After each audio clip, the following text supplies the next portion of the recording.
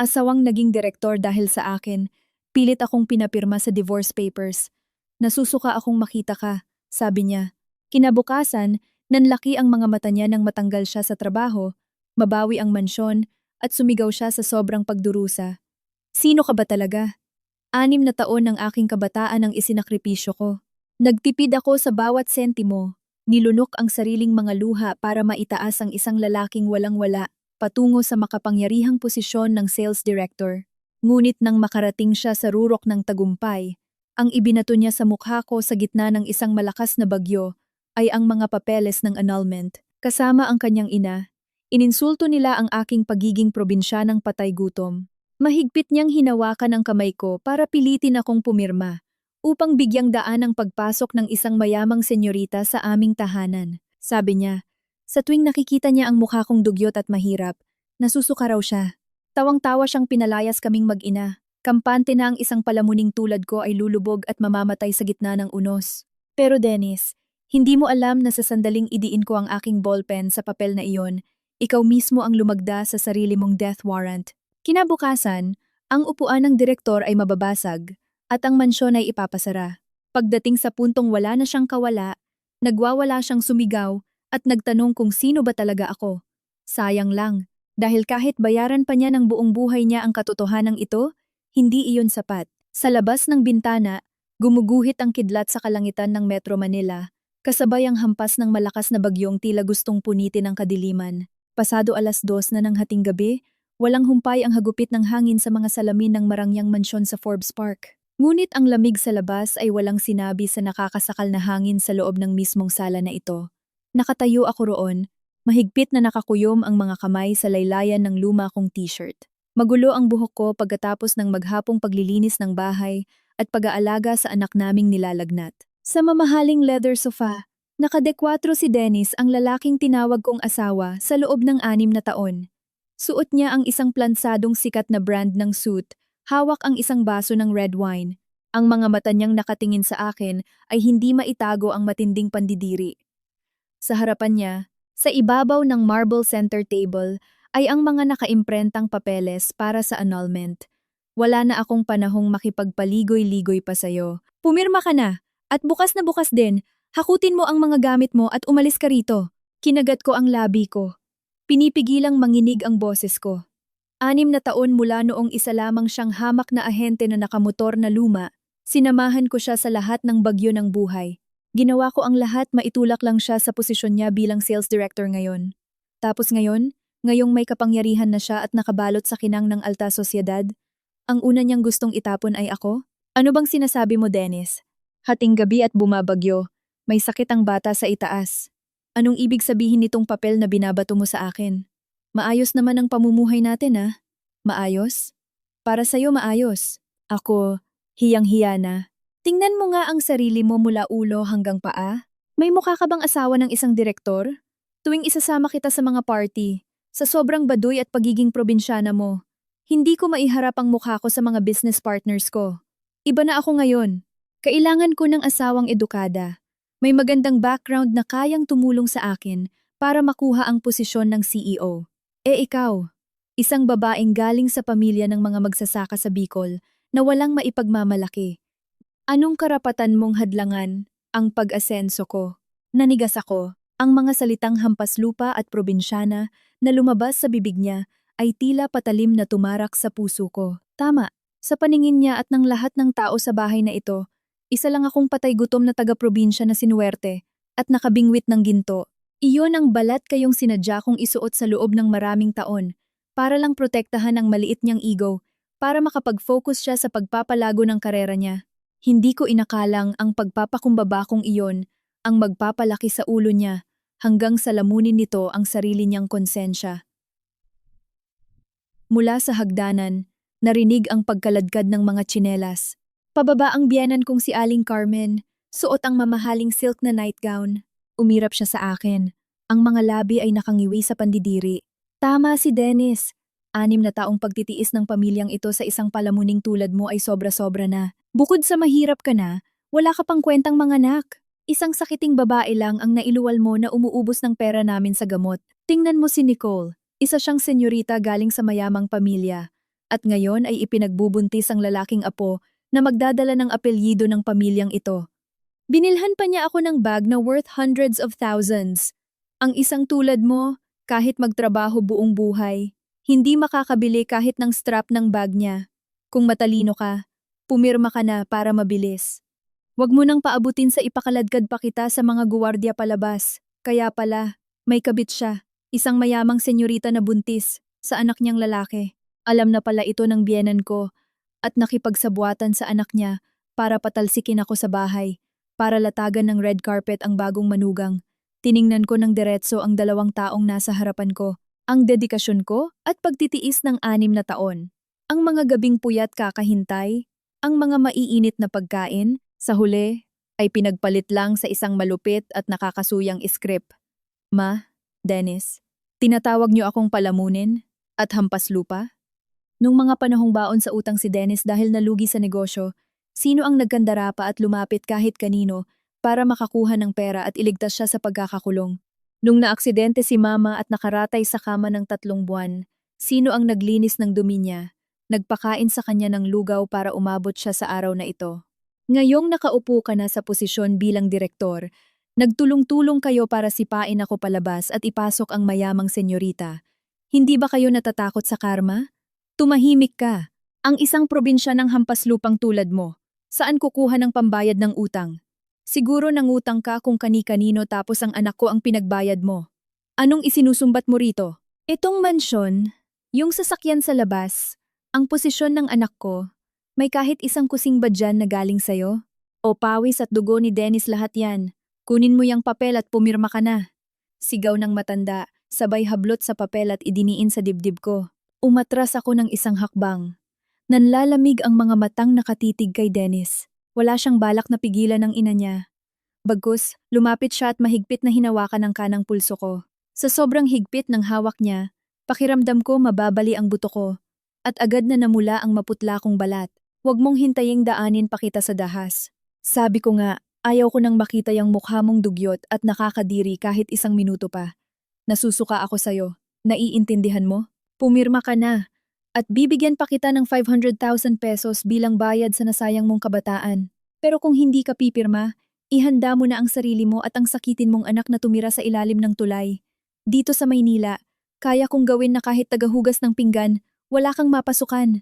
Ang mga salitang nasusuka ako sayo ay umalingaw-ngaw sa sala, tuluyang dumurog sa kahuli-hulihang bahid ng pagmamahal bilang mag-asawa na natitira sa isip ko.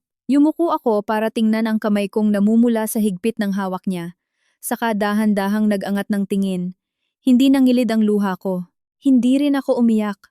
Ang puso ko ngayon ay parang isang lawang naging yelo sa gitna ng taglamig na pakalamig at nakakikilabot ang katahimikan. Sa buong panahong iyon, itinago ko ang tunay kong pagkatao. Sinikap na buuin ang ego niya bilang isang haligi ng tahanan. Ngunit ngayon, ang mismong kayabangan at ilusyon niyang iyon, ang nag-anyo sa kanya bilang isang walang utang na loob na demonyo. Kung ganoon, hahayaan kong masaksihan niya mismo kapag hinubad ko na ang balat kayo kong ito bilang isang mahirap. Ang naghihintay sa kanya sa hinaharap ay ang pinakamalalim na impyerno. Hindi na ako nanlaban. Tahimik kong ginamit ang kaliwang kamay ko para kunin ang ballpen sa mesa. Sige, pipirma ako. Mabuti naman at marunong kang makiramdam. Bukas ng umaga, papasok na ang 500,000 sa account mo. Mag-impake ka na ng mabilis. Madiin at buong-buong nilagdaan ko ang papel. Ang diin ng tinta ay halos bumaon sa salamin na mesa. Pagkatapos, padabog kong binitawan ang ballpen. Ang tuyong tunog na iyon ay sumabay sa kulog sa labas ng bintana. Tiningnan ko si Dennis, at isang malamig na ngiti ang sumilay sa labi ko. Yung 500,000 pesos mo, itago mo na lang pambili ng kabaong para sa karera mo? Dennis, at itong bahay na ito, sana makatulog kayo ng mahimbing ng nanay mo ngayong gabi, dahil ito na ang huling gabi na mabubuhay kayo ng mapayapa. Abat ang kapal ng mukha ng babaeng to. Pumirma ka na nga't lahat? May gana ka pang isumpa ang pamilya ko? Akala mo ba natatakot si Dennis sa mga pananakot mo? Patay gutom na nga. Nagmamalaki pa? Layas! Umakyat ka! Kunin mo ang anak mo at lumayas na kayo sa paningin ko.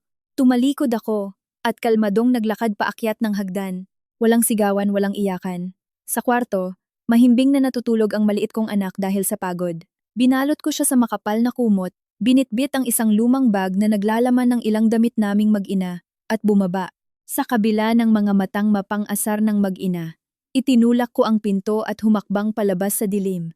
Humampas ang ulan sa mukha ko, masakit, pero ang mga paa ko ay hindi nanginginig habang naglalakad. Pagkalabas ko ng gate ng Forbes Park, kinuha ko ang cellphone ko sa bulsa, in-unlock ang screen, at nagdial ng isang numero na 6 na taon ko nang hindi tinatawagan. Sinagot iyon sa kabilang linya pagkatapos ng unang ring pa lang. Attorney Carlos, ako ito. Mula sa kabilang linya, narinig ang isang malalim ngunit puno ng paggalang na boses ng lalaki. Madam, sa wakas ay tumawag din kayo. Ano pong kailangan nilang gawin ko? Buhayin mo na ang lahat ng kapangyarihan ko. Bukas na bukas din ng umaga, gusto kong i-freeze ang lahat ng capital flow papunta sa subsidiary company kung saan direktor si Dennis. Gumawa ka ng notice of termination at bawiin ang lahat ng posisyon niya. Bukod dyan, kontakin mo ang bangko, ihanda ang mga papeles para ipadlock at bawiin ang mansyon na tinitirhan niya.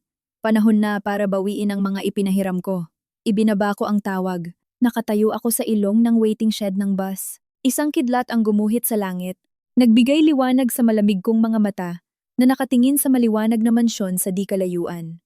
Ang 6 na taong pagpapanggap bilang isang langgam para tapakan ninyo ay tapos na. Simula bukas, ipapatikim ko sa inyo kung ano ang pakiramdam na mawalan ng lahat sa isang kisap mata.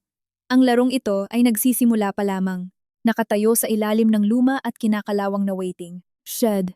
Ang bawat ihip ng hangin ay may dalang malamig na ambon na tumatama sa aking balat pero hindi ako nakaramdam ng lamig. Ang paghinga ng maliit na anak ko sa aking mga bisig ay mas naging kalmado. Ang init na nanggagaling sa katawan niya ay parang isang munting apoy na tumunaw sa ginaw ng bagyo sa Maynila. Ipinikit ko ang mga mata ko, hinayaang tumama ang ulan sa aking mukha. Ang mga alaala ng 6 na taon ko bilang manugang ng pamilya nila ay biglang nag-alimpuyo pabalik sa aking isipan, dupot, kasing linaw at talas ng basag na salamin na hinihiwa ang aking utak. 6 na taon.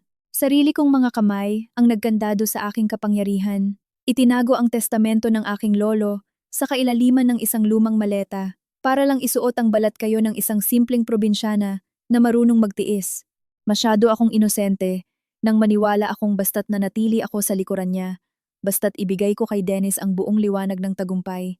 Ang aming pagsasama ay hindi madudungisan ng pera. Ngunit nagkamali ako, maling-mali.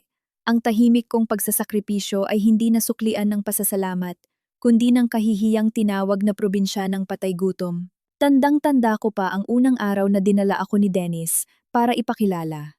Ang kanilang sira-sirang bahay na gawa sa kahoy at yero ay nasa looban pa ng isang masikip na iskinita sa Tondo. Si Aling Carmen, ang biyenan ko ngayon, ay isang tindera lang ng sari-sari store noon. Suot ang lukot na duster, nakaupo sa pulang monoblock chair at nagngangat-ngat ng butong pakwan.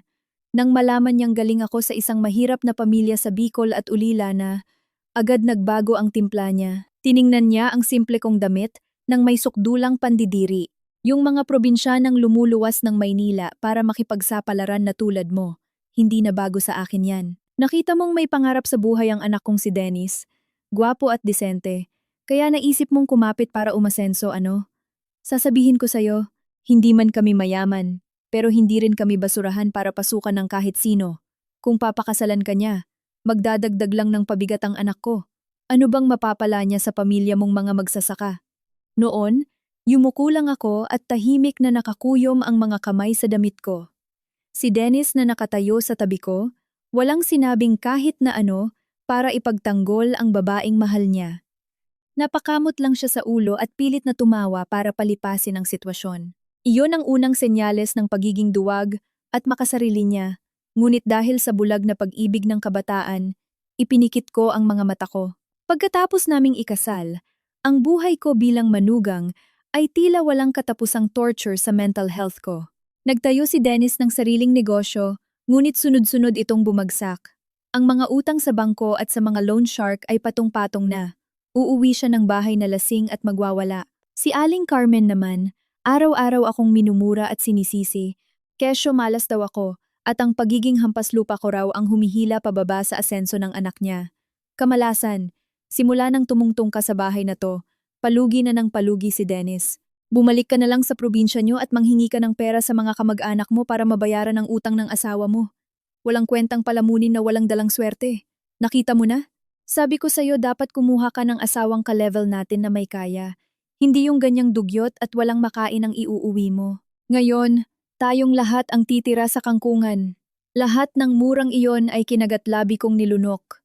Hindi dahil takot ako sa kanya, kundi dahil gusto kong panatilihin ang dignidad ni Dennis. Naaawa akong makita ang asawa ko na laging pagod at nawawalan ng pag-asa. At doon, gumawa ako ng desisyon na hanggang ngayon ay pinagsisisihan kong pinakamalaking pagkakamali sa buhay ko. Lihim kong kinontak si Attorney Carlos, ang namamahala sa dambuhalang kayamanan na iniwan ng lolo ko, gamit ang mga dummy corporations at komplikadong pamumuhunan. Nagpasok ako ng pera para isalba ang kumpanya ni Dennis mula sa pagkalugi. Hindi lang iyon. Ginamit ko ang lihim kong kapangyarihan para tuloy-tuloy siyang mabigyan ng malalaking kontrata. Winalis ko ang lahat ng kalaban niya sa industriya para lamang maupo siya sa pwesto ng sales director ng isang subsidiary company na pag-aari ng mismong mother conglomerate kung saan ako ang may hawak ng 51% ng shares.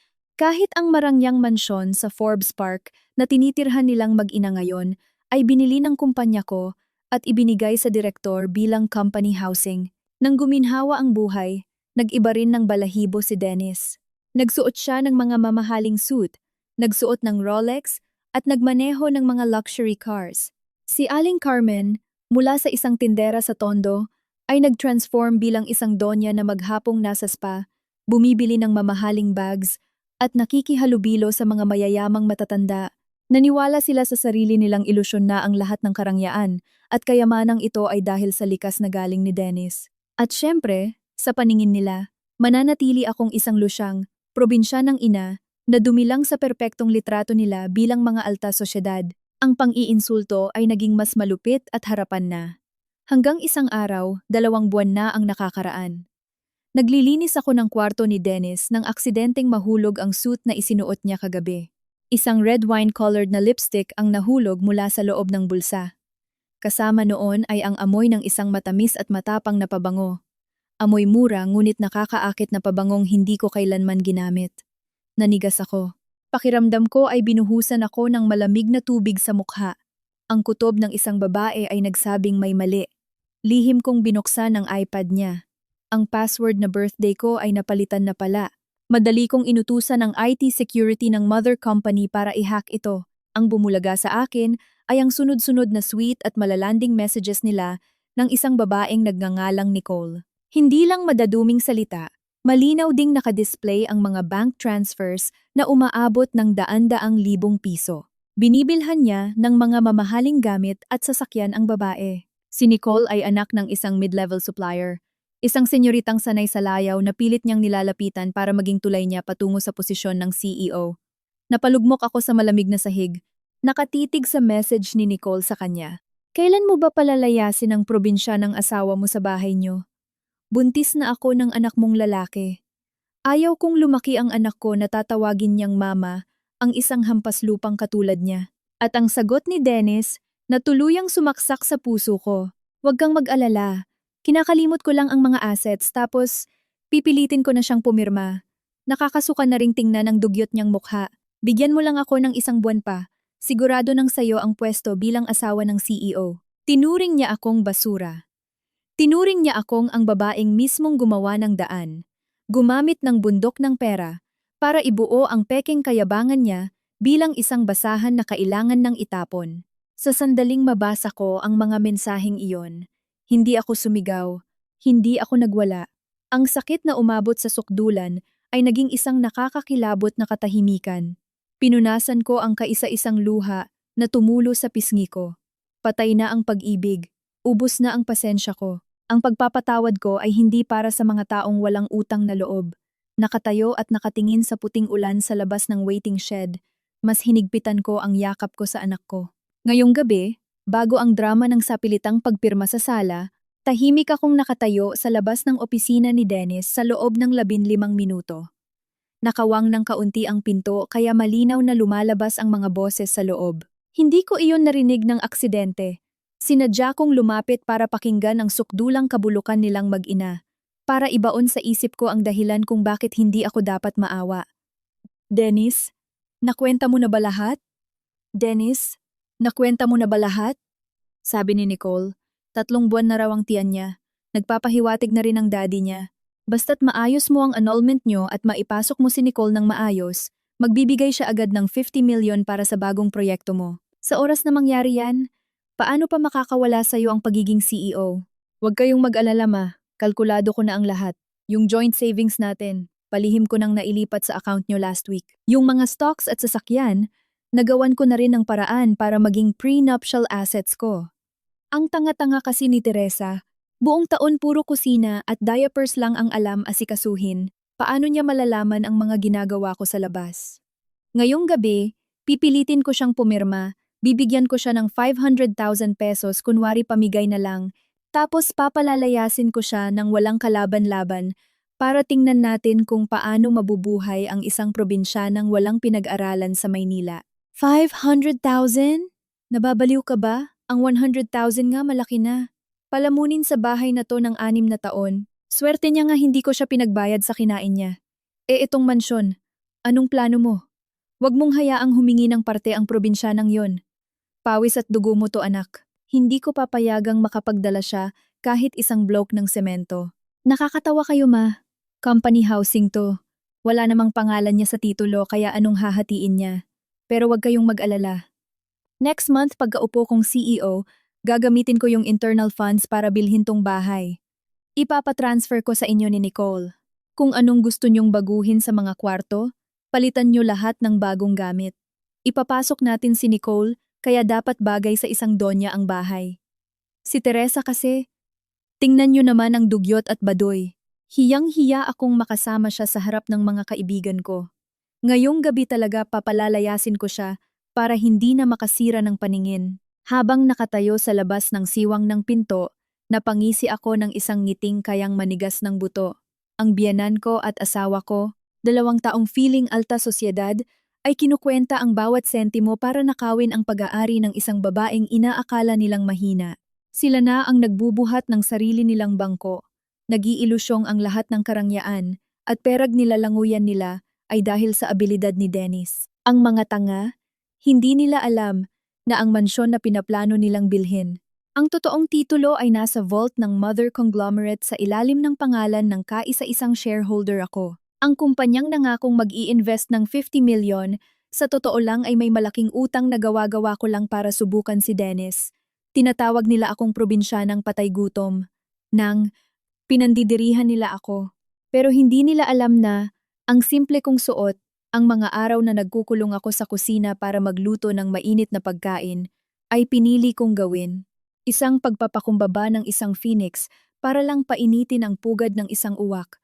Ginamit nila ang kabutihan ko bilang tuntungan, tapos ngayon babalikan nila ako para insultuhin.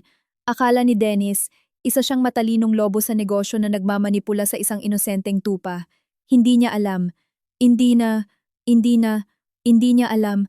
Lahat ng pagtatago niya ng yaman, paglipat ng pera sa account ni Aling Carmen, lahat ng lihim niyang pakikipag-usap kay Nicole, ay buong detalyeng inire-report ng auditing system ng mother company at inilalatag sa lamesa ko tuwing umaga.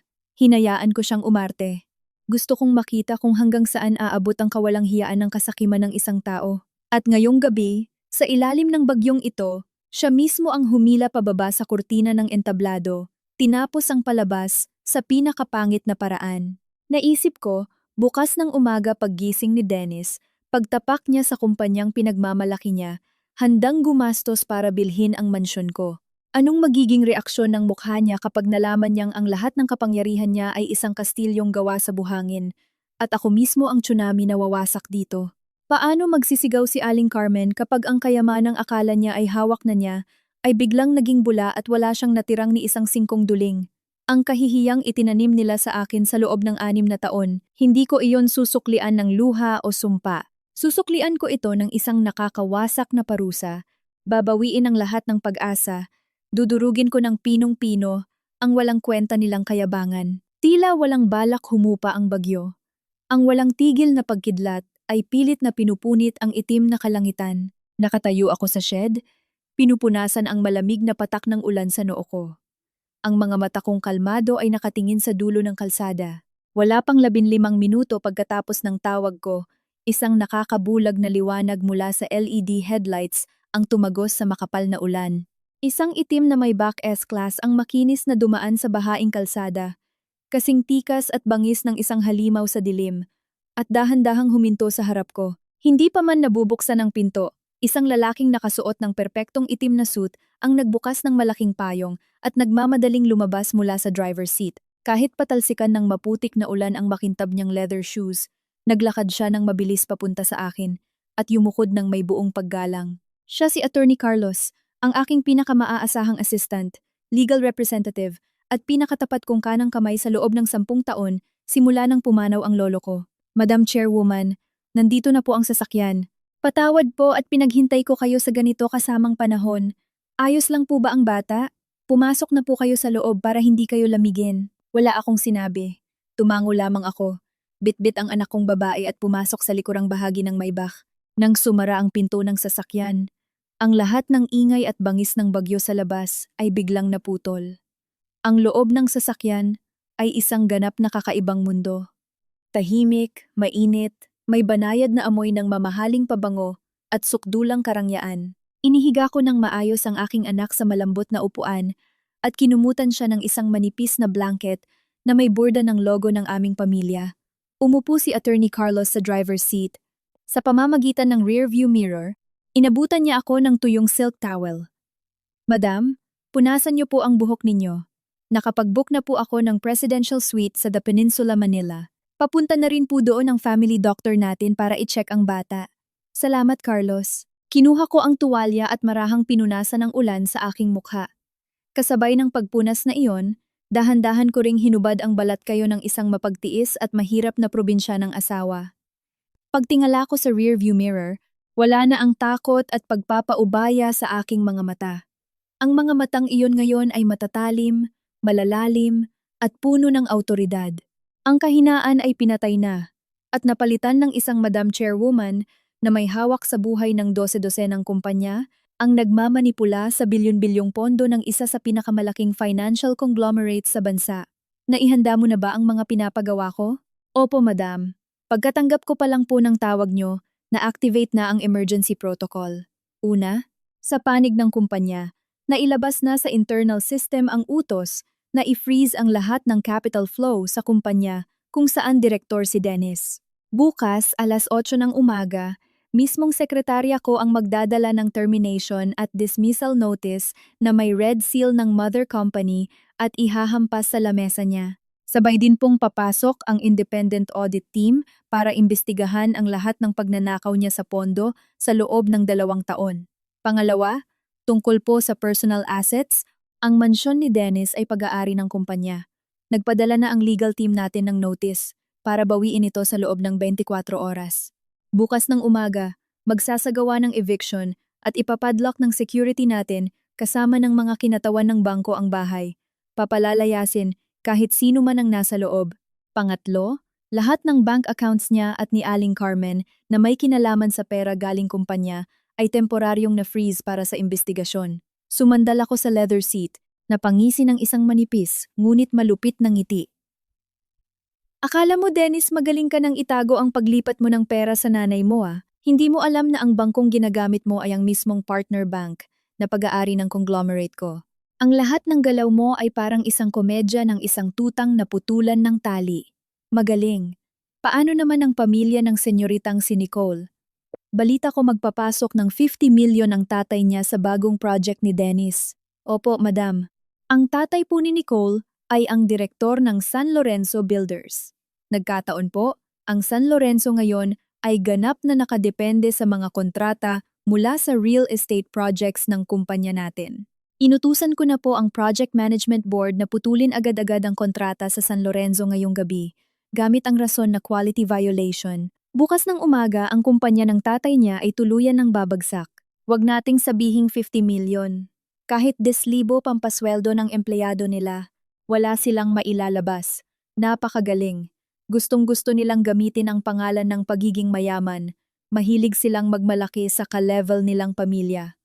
Kung ganoon, dudurugin ko ang tuntungan nilang iyon para makita natin kapag bumagsak na ang pamilya ng senyoritang yon at nabaon sa utang, magyayakapan pa rin kaya sila at ipagmamalaki ang wagas nilang pag-ibig na amoy pera? Umusad ang Maybach sa gitna ng dilim. Iniiwan ang bagyong patuloy pa ring nananalasa. Tumingin ako sa bintana. Ang mga ilaw sa kalsada ay malabo dahil sa ulan.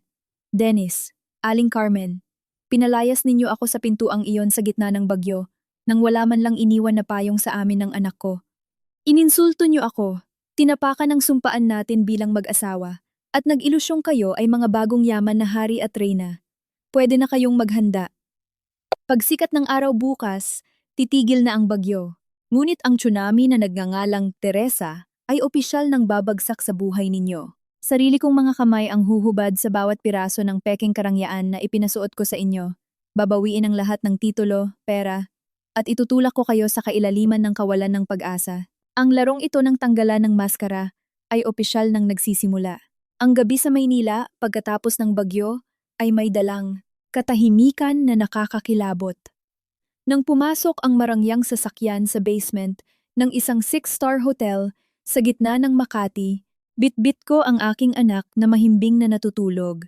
Naglakad ako sa makapal na karpet, diretsyong umakyat sa presidential suite sa pinakamataas na palapag. Napakalaki ng kwarto, may banayad na amoy ng mamahaling essential oils. Ang mainit na dilaw na ilaw ay tumatama sa mga mamahaling painting sa hallway.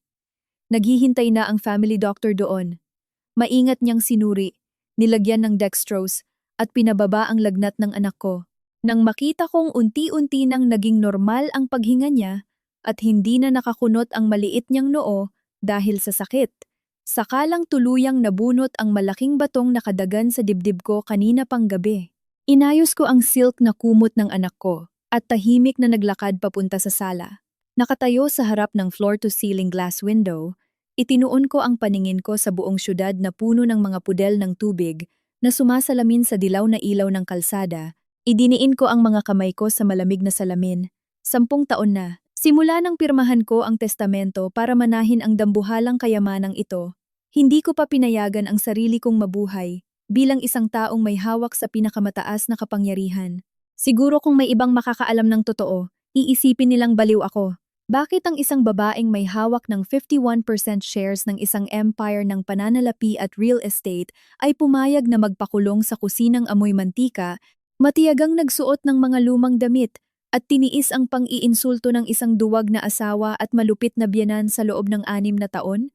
Bakit hindi ko ginamit ang pera ko para ihampas sa pagmumukha nila noon pa lang? Ang sagot ay hindi dahil sa kahinaan. Nakaugat ito sa isang nakaraan na puno ng dugo at luha sa pamilya ko. Isang malalim na sugat na gusto kong paghilumin gamit ang isang simpleng buhay. Ang nanay ko ang babaeng laging iniinsulto ni Dennis at Aling Carmen na galing sa mga magsasaka ay sa totoo lang ang kaisa-isang tagapagmana ng isa sa pinakamakapangyarihang angkan sa Maynila. Noong araw, ang lolo ko ay isang walang pusong negosyante. Buong buhay niya puro tubo, negosyo at kasal na para lang sa koneksyon ang alam. Pero ang nanay ko ay isang inosenteng bulaklak. Na-in-love siya sa tatay ko, isang mahirap na architecture student galing Bicol, na may mabuting puso at masipag na mga kamay ngunit walang pera. Ang pagmamahalan nila ay matinding tinutulan ng lolo ko. Sabi niya, ang tatay ko raw ay isa lang gold digger, isang mababang uri na hindi karapat-dapat tumungtong sa bahay ng mga mayayaman. Nang wala na silang magawa, umiyak ang nanay ko, iniwan ang lahat ng alahas niya at tinalikuran ang pagiging tagapagmana at lihim na nagtanan kasama ng tatay ko pabalik sa probinsya para bumuo ng pamilya mula sa barya-baryang naipon nila. Nabaliw sa galit ang lolo ko. Itinakwil niya ang nanay ko, binura sa family tree, at pinagbawalang banggitin ng kahit sino ang pangalan niya. Sa buong kabataan ko, lumaki ako sa matinding hirap, ngunit punong-puno ng walang hanggang pagmamahal. Nagtrabaho ng mabuti ang mga magulang ko, binilad sa araw at inulanan, kumapal ang kalyo sa kamay, para lang mapag-aral ako at maging maayos na tao. Kahit kailan, hindi sila nag-away dahil sa pera, at wala silang pinagsisihan sa pagtakas nila noon. Pero ang hirap at pagod ay umubos sa lakas nila. Namatay ang tatay ko sa pagguho ng scaffolding sa construction site noong 18 anyos ako. Papasok pa lang sa kolehiyo. Pagkalipas ng 2 taon, dahil sa sobrang pagtatrabaho at pighati sa pagkawala ng asawa, nagkasakit ang nanay ko at sumunod sa kanya. Bago siya malagutan ng hininga sa masikip na ospital, wala siyang iniluhang pagsisisi sa buhay niya. Ginamit niya ang payat niyang kamay para haplusin ang buhok ko, at sinabing ang pera sa huli ay usok at alikabok lamang. Ang tunay na pag-ibig at kapayapaan sa isip ang pinakamahalagang bagay na kailangang hanapin ng tao. 3 taon pagkatapos mamatay ng nanay ko, noong nagkukumahog akong magtrabaho ng kung ano-ano para matapos ang degree ko sa economics, hinanap ako ng lolo ko. Ang dating bilyonaryong kinatatakutan ng lahat, na handang itapon ang sarili niyang kadugo, ngayon ay isa na lamang tuyot na matandang nakaupo sa wheelchair at may stage 4 cancer. Umiyak siya ng todo sa harap ng lumang litrato ng nanay ko sa maliit kong inuupahang kwarto. Nagsisisi siya sa kanyang katigasan ng ulo at kalupitan na naging dahilan kung bakit namatay sa hirap at sakit ang kaisa-isa niyang anak nang walang pamilyang nakabantay. Bago siya pumanaw, ibinuhos niya ang kanyang huling lakas at tinawag ang pinakamagagaling na abogado sa pangunguna ni Attorney Carlos para gumawa ng isang top secret na testamento. Ibinigay niya sa akin ang buong 51% ng shares ng conglomerate na nagpabago sa akin mula sa isang ulilang mahirap na estudyante patungo sa pagiging pinakabatang chairwoman na may hawak sa bilyon-bilyong pisong yaman. Ngunit takot na takot ako sa dambuhalang kayamanang iyon. Nakikita ko sa mga papel na iyon ang buhay ng mga magulang ko. Takot ako na ang madilim na ikot ng pera, ang pandaraya at pagtatapakan sa mundo ng negosyo ay unti-unting gagawin akong isang malamig at walang pusong tao tulad ng lolo ko dati. Tumama ng malalim sa akin ang aral ng nanay ko na ang paghahanap ng kauri at pera ay kayang pumatay sa pinakadalisay na damdamin ng tao. Kaya gumawa ako ng desisyong nagpagimbal sa buong board of directors. Ipinagkatiwala ko ang pamamahala ng kumpanya kay Attorney Carlos at nagtago sa likod ng mga komplikadong dummy contracts bilang isang faceless na chairwoman na walang nakakakilala. Gusto kong mabuhay ng normal. Gusto kong makahanap ng lalaking mamahalin ako dahil sa kaluluwa ko at sa ngiti ko.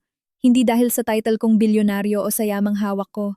At doon, mapaglaro ang tadhana at dinala si Dennis sa akin. Isa lang siyang ahente noon na nagmamaneho ng bulok na motor, pero may mga matang punong-puno ng pangarap at laging nangangakong bibigyan niya ako ng simpleng buhay at poprotektahan habang buhay. Naniwala ako sa inosenteng kaprangkahan niya. Nang makita ko siyang hirap na hirap noong nalugi ang negosyo niya at pinaligiran ng mga loan sharks, hindi ko natiis. Binura ko ang sarili kong mga patakaran. Lihim kong ginamit ang kapangyarihan ko para iligtas siya. Naglipat ako ng pera sa account niya bilang mga angel investors. Ginamit ko si Attorney Carlos para bigyan siya ng malalaking kontrata at walisin ang mga kalaban niya.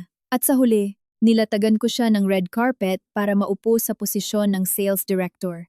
Ngunit natalo ako sa sugal. Natalo ako ng grabe. Natalo ako ng walang hanggang kasakiman at ng mababang pagkatao niya. Si Dennis ay hindi ang tatay ko.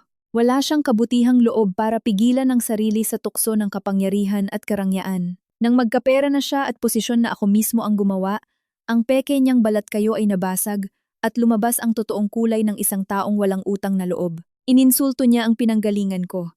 Nakipagsabuatan siya sa mukhang perang nanay niya para nakawin ang pinaghirapan ko. Tinapakan niya ang dignidad ko at naghanap ng senyorita na akala niya ay kauri niya para lang may matungtungan siya pataas. Tama ang lolo ko. Ang pera ay parang isang malaking magnifying glass. Hindi nito binabago ang pagkatao ng isang tao. Pinapalaki lang nito ang kabulukang dati nang nandyan sa puso nila. Kung ganoon, hindi na ako tatakbo. Expired na ang pasensya ko. Ako mismo ang magsusuot ng korona ng kapangyarihan na ito at gagamitin ang mismong pera na pinaglalawayan niya para durugin siya sa pinakadulo ng kahihiyan. Sumikat na ang araw. Ang bagyo kagabi ay tuluyan ng umatras, pinalitan ng isang maliwanag at maaliwalas na Maynila sa ilalim ng matinding sikat ng araw. Maaga akong nagising, nagtimpla ng black coffee na walang asukal, at tahimik na nakatayo sa harap ng malaking salamin sa dressing room ng hotel. 6 na taon, pinabayaan ko ang sarili ko sa mga lukot na damit na may buhok na amoy usok ng kusina para lang maging isang mabuting asawang nasa likod ng asawa niya. Pero ngayon, tapos na ang lahat. Ang mga top makeup artists at stylists na ipinadala ni Attorney Carlos ay nagtrabaho ng walang pahinga ng mahigit 1 oras. Ngayon, ang nakikita sa salamin ay hindi na ang probinsya ng asawa na itinapon kagabi. Ito ay isang babaeng nakasuot ng ivory white suit na perpektong gawa ng isang luxury brand. Bawat tahi ay sumisigaw ng kapangyarihan, karangyaan, at ganap na pangingibabaw. Ang mahaba kong itim na buhok ay may volume at nakastyle ng maayos sa aking mga balikat. Ang mga labi ko ay may matingkad na pulang lipstick na bumagay sa aking mga matang malamig at kalmado na parang malalim na lawa, walang kahit anong bahid ng awa o kahinaan. Isinuot ko ang aking pointed high heels. Ang bawat hakbang sa sahig ay lumilikha ng matapang at matutunog na tunog. Lumabas ako sa sala. Naghihintay na si Attorney Carlos doon, pormal ang tindig. Hawak niya ang isang tablet na nagpapakita ng mga data at security cameras. Umupo ako sa velvet armchair, nakadekwatro, at kinuha ang tablet mula kay Carlos. 6 na taon na ang nakalipas. Palihim akong nagpalagay ng micro-cameras sa Forbes Park Mansion na tinitirhan ni na Dennis at Aling Carmen. Noong una, gusto ko lang itong gamitin para sa security namin kapag wala ako, pero hindi ko inakalang magiging paraan pala ito para mapanood ko ng buo ang nakakatawang komedya ng mga taksil na to. Bumukas ang screen, nakakonect direkta sa sala ng mansyon. Malinaw na malinaw ang video at audio. Parang nandoon din ako. Ang sala ngayon ay parang dinaanan ng gera pagkatapos ng inuman. Nagkalat ang mga bote ng mamahaling imported wine sa carpet, may mga yosi sa marble table. Si Dennis, suot ang isang manipis na silk robe at makintab na buhok, ay nakangiting hawak ang cellphone niya. Hindi maitago ang yabang sa mukha niya. Sa tabi niya, inuutusan ni Aling Carmen ang 2 maid na maglinis. Hawak ng matanda ang isang makapal na katalog ng mga luxury furnitures. Pareho silang lunod sa tagumpay. Hindi nila alam na pinapanood ang bawat galaw nila.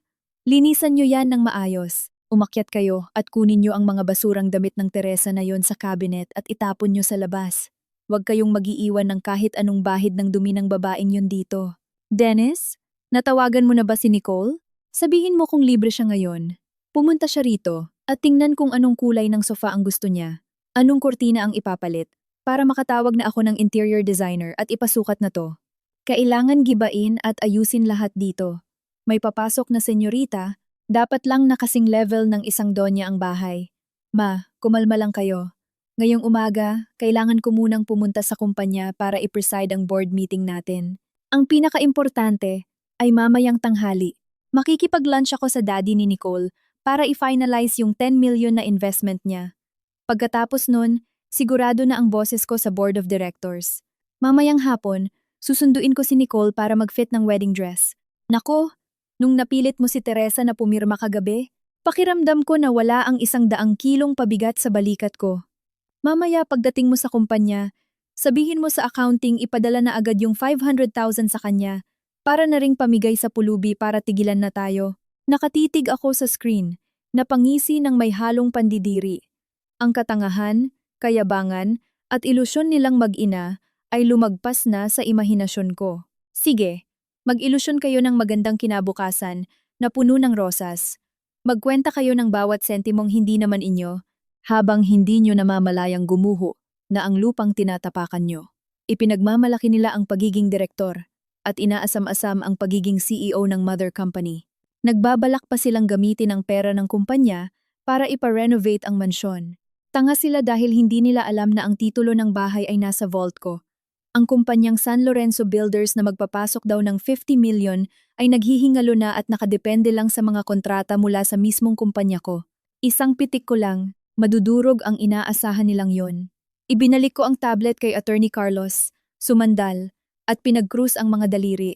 Wala na akong anumang emosyon. Ang isip ko ngayon ay puro malamig na kalkulasyon bilang master of the game. Nakalatag na ang lambat, nakalagay na ang pain. Panahon na para hilahin ang lambat at sakalin ang mga gahaman na pating na ito. Inutusan ko si Carlos na i-check ang lahat ng plano.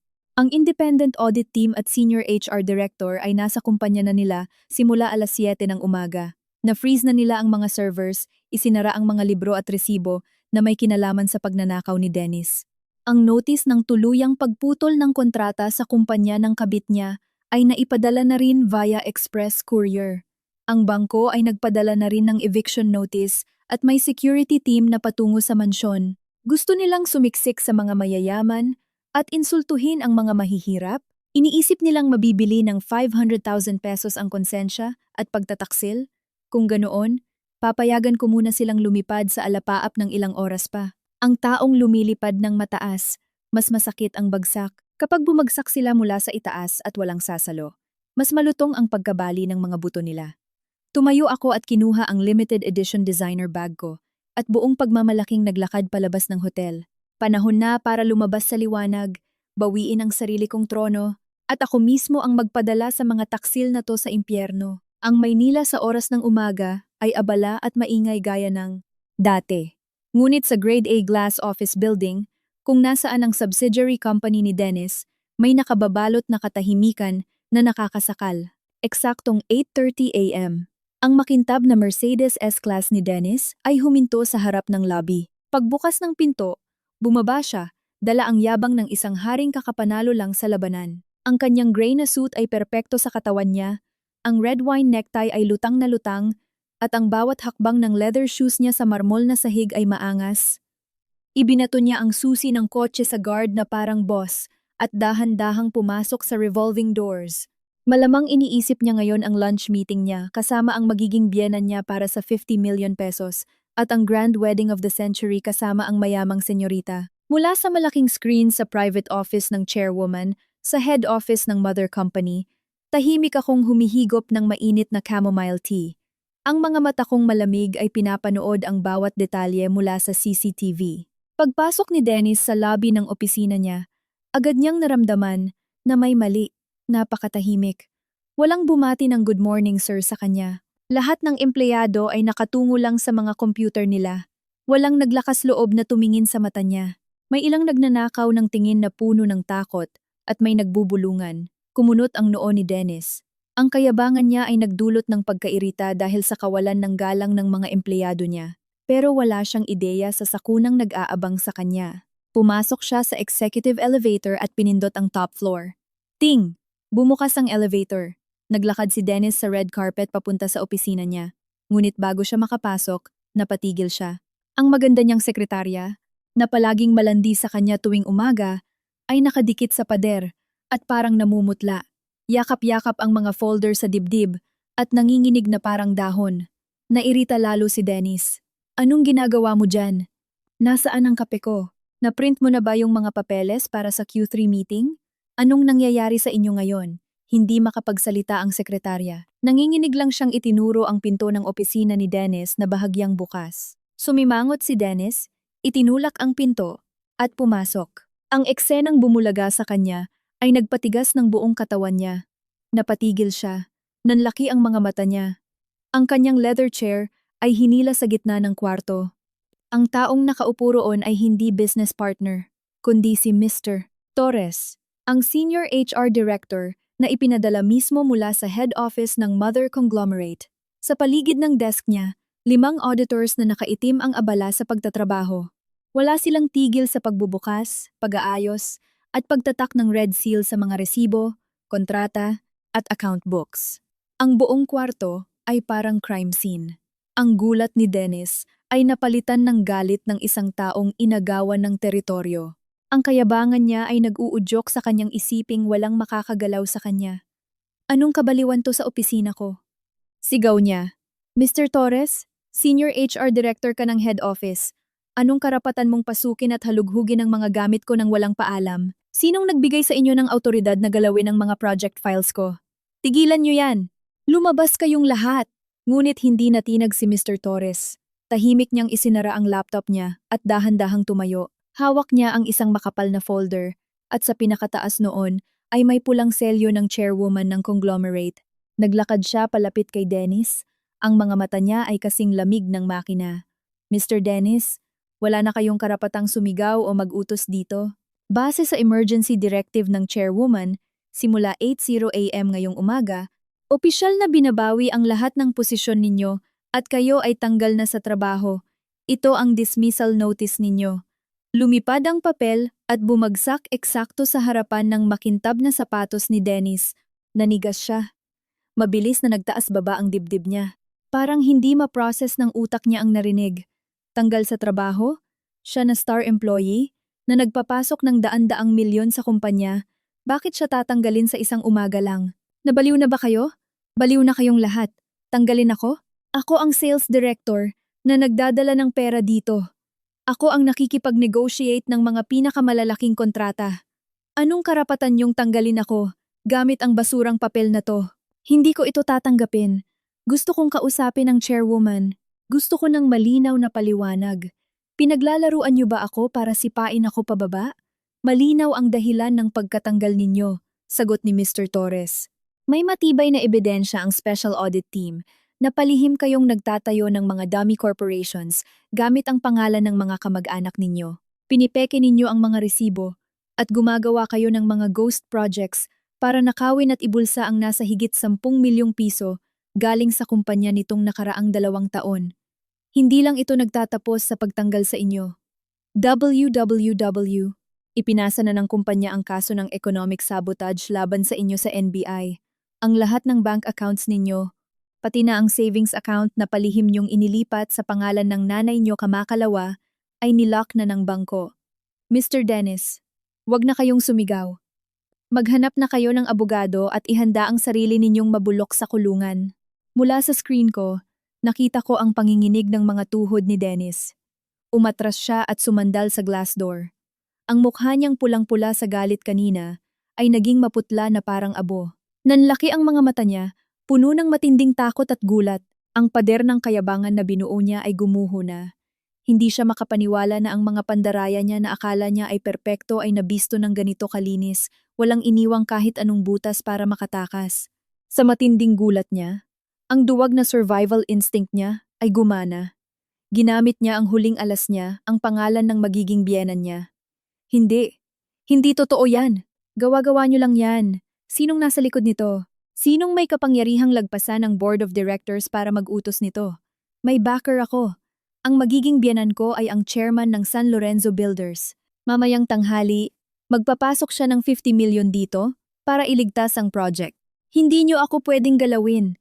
Kapag kinalaban niyo ako, pamilya ng asawa ko ang kinalaban niyo. Pagbabayaran niyo to, sigaw ni Dennis. Pero ngumisi lang si Mr. Torres, isang ngiti na puno ng awa at pandidiri. Lumapit siya kay Dennis, tumingin ng matalim, at bumulong ng isang nakamamatay na katotohanan. Ang San Lorenzo Builders ng magiging biyenan ninyo? Kaninang umaga lang, nagpadala ang head office ng notice na tuluyan ng pinutol ang lahat ng kontrata natin sa kanila. Sa mga oras na ito, ang kumpanya nila ay nasa bingit na ng pagkabangkarote. Nakapalibot na ang mga creditors at inihahanda na ng bangko ang pag-freeze sa kanila. Hindi na nga niya mailigtas ang sarili niyang buhay ngayon? Saan siya kukuha ng 50 million para iligtas ka? At kung tinatanong mo kung sino ang may pinakamataas na kapangyarihan para ipag-utos na tanggalin ka, i-freeze ang accounts mo, at durugin ang buhay mo sa loob lang ng isang gabi, pumunta ka at tanungin mo yung probinsya ng asawa na itinapon at pinalayas mo kagabi. Nanigas ang buong katawan ni Dennis. Lahat ng nasa paligid niya ay tila gumuho. Ang salitang asawa ay parang kidlat na tumama sa tenga niya. Ang maputla at probinsya ng mukha ko na mapagtiis kagabi ay nag-flash sa isip niya, sabay ng imahe ng sukdulang kapangyarihan na binanggit ng HR director. Nag-shutdown ang utak niya. Hindi niya mapag-connect ang dalawang imposibleng bagay na ito. Akmang bubuka ang bibig niya para sumigaw ulit nang biglang tumunog nang paulit-ulit ang cellphone sa bulsa niya. Nakita niya ang pangalan ng nanay niya sa screen. Nanginginig ang mga kamay niya na parang may Parkinson's disease nang sagutin niya ito at i-loudspeaker. Hindi pa siya nakakapagsalita. Isang napakalakas at nakakikilabot na iyak at sigaw ni Aling Carmen ang umalingaw-ngaw sa buong kwarto. Binabasag ang katahimikan ng opisina. Ang totoong parusa ay binabagsak na ngayon sa ulo ng mga walang utang na loob. Mula sa malinaw na CCTV screen ko, nakikita ko ang dalawang trahedya na nangyayari ng sabay. Sa opisina, nakatayo si Dennis na parang rebultong nababasag. Ang cellphone sa kamay niya ay nanginginig. Sa speaker, ang boses ni Aling Carmen ay basag at desperado. Dennis, anak, tulungan mo ako. Nasaan ka ba, Dennis? Anong nangyayari rito? Biglang may pumasok na mga security guard na nakaitim sa bahay natin. May kasama silang mga nakaputi galing daw sa bangko at sa asset management department ng kumpanya. Sabi nila hindi raw sayo ang bahay na to. Nakapangalan daw sa mother company at binabawi na raw nila. Inilalabas nila lahat ng gamit natin, lahat ng damit ko, lahat ng bag ko itinapon sa labas ng kalsada. Dennis, umuwi ka rito. Tulungan mo ako. Pinapalayas na nila ako rito. Sumandal ako sa tunay na leather chair ko at humigop ulit ng chamomile tea. Ang pait ng tsaa ay dumaan sa lalamunan ko. Nag-iwan ng matamis at nakakaginhawang pakiramdam. Tiningnan ko ang pangalawang screen. Ang kamera mula sa mansyon, sa Forbes Park. Ang eksena doon ay isang perpektong komedya ng mga feeling mayaman. Si Aling Carmen, ang matandang kagabi lang ay naka-silk dress at nakaduro sa mukha ko na tinawag akong hampas lupa. Ngayon ay nasa pinakakaawa-awang sitwasyon na nakita ko. Magulo ang buhok niya, nakayapak at hindi na nakapagtsinelas. Mahigpit niyang yakap ang mamahaling bag na bigay ng kabit ng anak niya. Umiiyak at nagwawala siya sa sahig sa labas ng gate. Ang mga security guards ng kumpanya ay malamig at propesyonal na ginagawa ang trabaho nila. Walang sigawan, walang sakitan. Tahimik lang nilang ipinapadlock ang bawat kwarto. Ang mga mamahaling gamit na pinagmamalaki ng biyenan ko, mga mamahaling vases, signature clothes, at mamahaling makeup lahat, ay inilagay sa mga mumurahing kahon at inilapag sa basang kalsada. Sumisigaw si Aling Carmen, nagmamakaawa, nagbabanta, at ginagamit ang title niyang nanay ng direktor. Pero tiningnan lang siya ng mga guwardiya nang walang emosyon. Ipinakita nila ang eviction notice na may pulang selyo ng chairwoman, dahilan para maging katawa-tawa at walang kwenta ang lahat ng pagdadahilan niya. Bumalik ang tingin ko kay Dennis sa opisina. Nakanganga siya, pulang-pula ang mga mata. Ang cellphone niya ay nahulog at bumagsak sa kahoy na sahig. Sira na ang karera niya, tanggal na ang posisyon, naka-freeze ang pera, at ngayon pati ang tirahan nila ay binawi ng walang babala. Ang sinabi ni Mr. Torres kanina ay umalingaw-ngaw sa isip niya na parang kampana ng kamatayan. Pumunta ka at tanungin mo yung asawang pinalayas mo. Umiling ng umiling si Dennis. Hindi matanggap ng kayabangan niya ang imposibleng katotohanan na iyon. Hindi niya matanggap na ang babaeng galing sa probinsya, na amoy diaper at maghapong nasa kusina, ang mismong kamay na sumasakal sa kanya ngayon. Naisip niyang baka nagkakamali lang, o baka may kaaway siya sa board of directors na ginagamit lang ang pangalan ng asawa niya para insultuhin siya. Hinihingal siya na parang hayop na na-corner. Umatras siya ng ilang hakbang, tinalikuran ang HR director at ang mga auditors, at patakbong lumabas ng opisina. Kailangan niyang pumunta sa head office. Kailangan niyang makita ang makapangyarihang chairwoman na yon para hingin ang hustisya at bawiin ang tronong para sa kanya. Mula sa subsidiary office hanggang sa head office ng conglomerate sa BGC, aabutin lang ng 20 minuto ang biyahe. Pero para kay Dennis, ang biyaheng iyon ay parang isang siglo. Nakaupo lang ako sa opisina ko. Tinatapik ang mga daliri kong may pulang nail polish sa lamesa. Nai-imagine ko ang lalaking taksil na galit na nakatapak sa silenador, sumisingit sa traffic ng Maynila. Nagmamaneho siya na parang baliw. Basang-basa ng pawis ang mamahaling polo niya. Ang utak niya siguro ay gulong-gulo. Kumakapit siya sa huling pag-asa niya, ang tatay ni Nicole. Hindi niya alam na kaninang umaga pa lang, blinok na ng bangko ang credit line ng San Lorenzo Builders. Lahat ng partners nila umatras na dahil takot madamay sa galit ng conglomerate. Lahat ng mga taong tumapak sa akin ay nasa iisang lambat na ngayon. Pumreno ng malakas si Dennis sa harap ng lobby ng head office. Hindi na niya ibinigay sa valet ang susi. Basta na lang niyang binuksan ang pinto at tumakbo na parang baliw. Ang mamahalin niyang suit ay gusot-gusot na. Ang red necktie niya ay hinatak na niya para lumuwag. Mabilis at padabog siyang pumasok sa main lobby. Pagdating sa turnstile, kinuha niya ang ID niya bilang direktor at iniswipe. Beep! Kulay pula ang lumabas. Card deactivated. Nabaliw sa galit si Dennis. Hinampas niya ang turnstile at akmang tatalon nang harangin siya ng 2 malalaking guards. Tumabi kayo! Bulag ba kayo? Ako si Dennis, ang managing director ng subsidiary ng kumpanyang to. May kailangan akong sabihin sa chairwoman. Tumabi kayo! Sigaw niya. Namumula ang mga mata. Pero ang mga guards dito ay nakatanggap na ng utos kay Attorney Carlos. Malamig silang nakatingin at itinulak siya palabas. Sa matinding desperasyon ng isang taong nawalan ng lahat, nawala na sa katinuan si Dennis. Sa buong lakas niya, itinulak niya ang isang guard at kahit tumunog pa ang alarm, Tumakbo siya papunta sa executive elevator at pinindot ang top floor kung nasaan ang VIP boardroom. Tahimik akong nakaupo sa leather chair, sa pinakadulong upuan, chairman's seat, sa napakalaking VIP boardroom. Ang malaking oval table na gawa sa solidong kahoy ay umabot hanggang sa glass window na kung saan kitang-kita ang buong Maynila na nasisikatan ng araw. Ang lugar na ito ay puno ng awtoridad at katahimikan, kabaligtaran ng gulo sa lobby. Si Attorney Carlos ay nakatayo sa likod ko. Bumulong siya na paakyat na si Dennis. Tumango ako, inayos ang buhok ko at ang collar ng white blazer ko. Kalmado ang tibok ng puso ko. 6 na taon. 6 na taon akong yumuko at nagtiis. Nilunok ko ang mga luha ko para gumanap bilang probinsya ng walang silbi.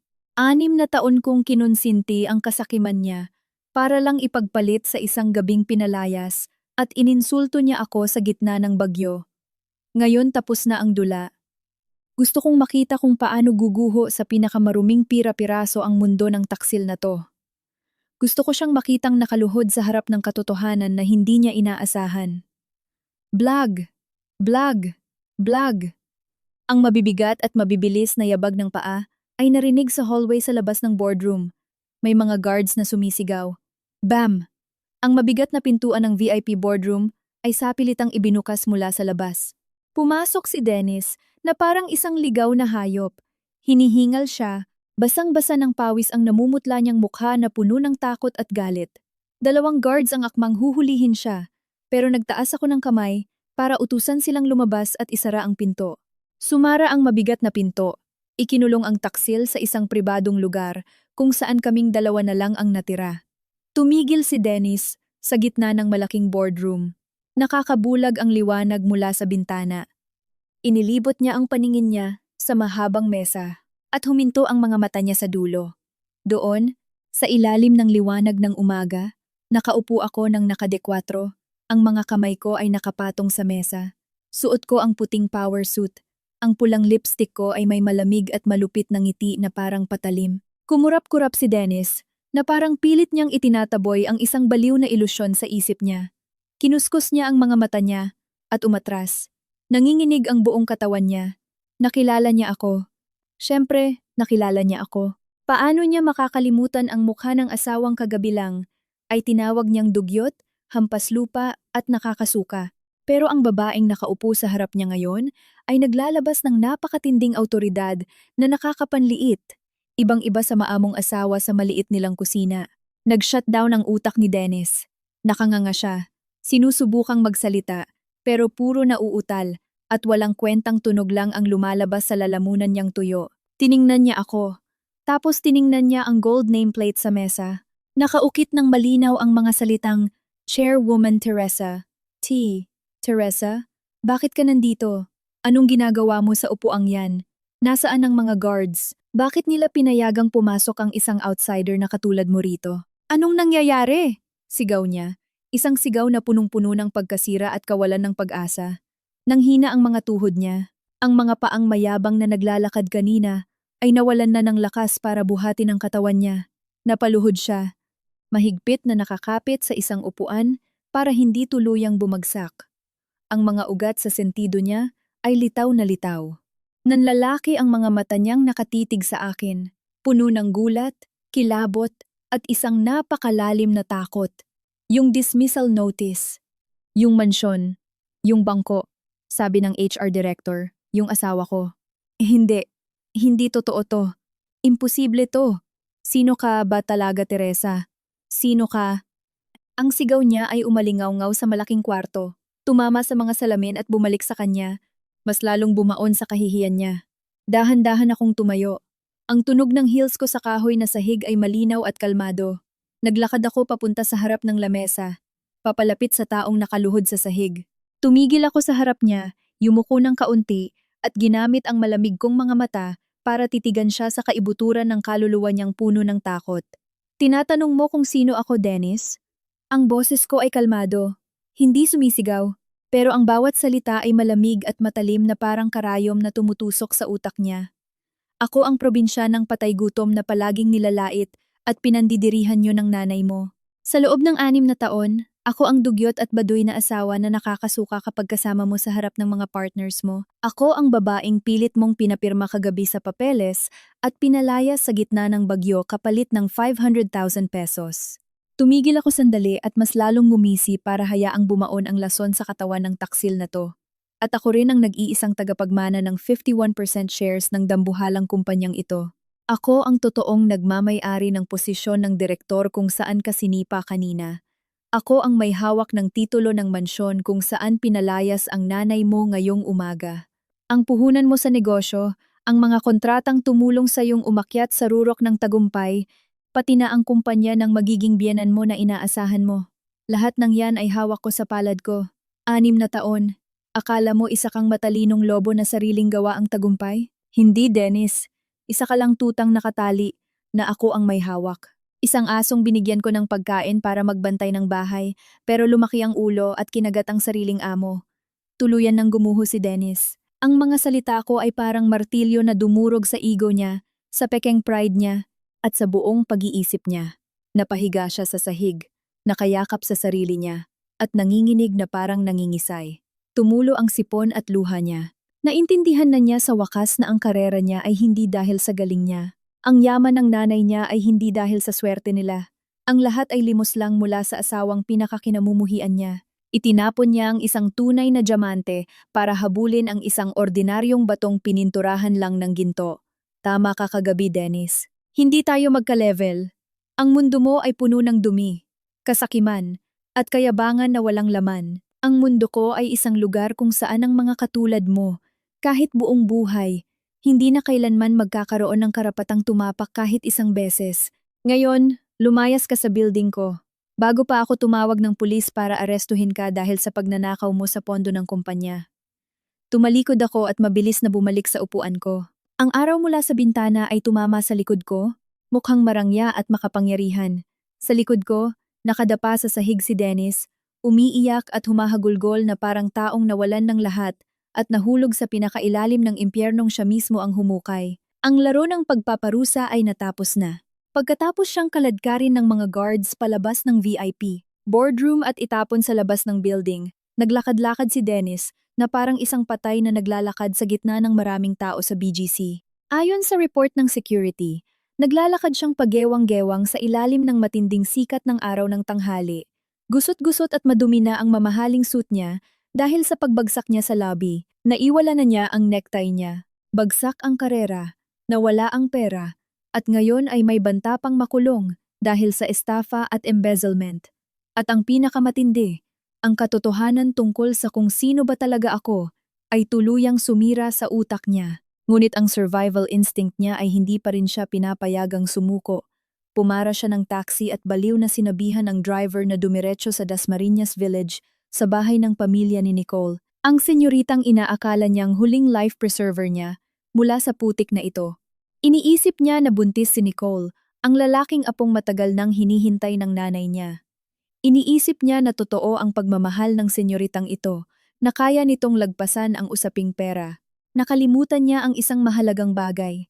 Ang pundasyon ng peking relasyon nila ay binuo gamit ang mga mamahaling regalo, luxury bags, at ang title niyang direktor na may pangakong gagawin siyang asawa ng CEO.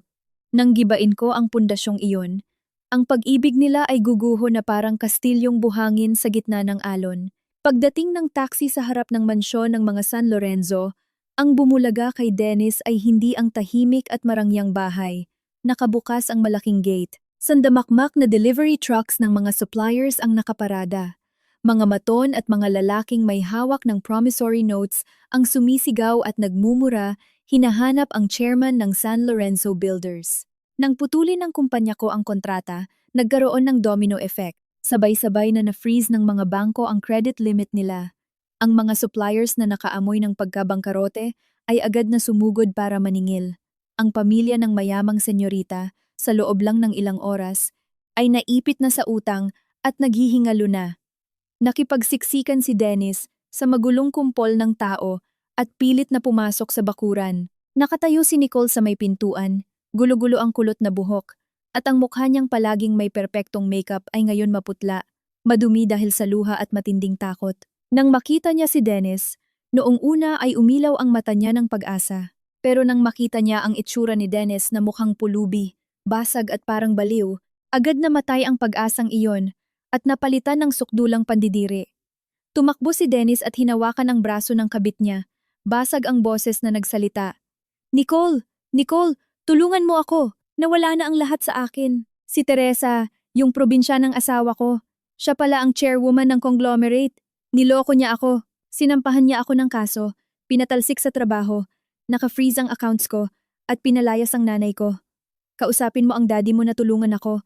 Ipasok niyo na yung 50 million sa project. Kailangan ko ng pera para makabawi. May anak pa tayo. Kailangan mo akong tulungan. Napatigil si Nicole. Nanlaki ang mga mata niyang nakatitig sa lalaking nasa harap niya na parang nakakita ng pinakanakakadiring alien. Ang mga sinabi ni Dennis ay parang death sentence na nagsara ng lahat ng pinto sa kinabukasan niya.